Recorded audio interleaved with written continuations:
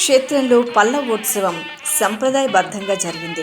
శ్రీ వెంకటేశ్వర స్వామివారికి మైసూరు రాజవంశస్థులు చేసిన సేవలకు గుర్తుగా గత 3 శతాబ్దాలుగా ఈ ఉత్సవాన్ని నిర్వహిస్తున్నారు.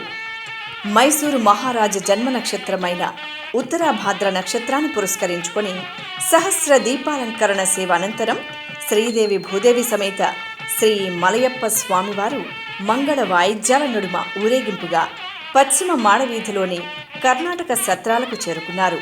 అక్కడ స్వామి అమ్మవారిని కొలువుదీర్చి వేడుకగా ఆస్థానం నిర్వహించారు.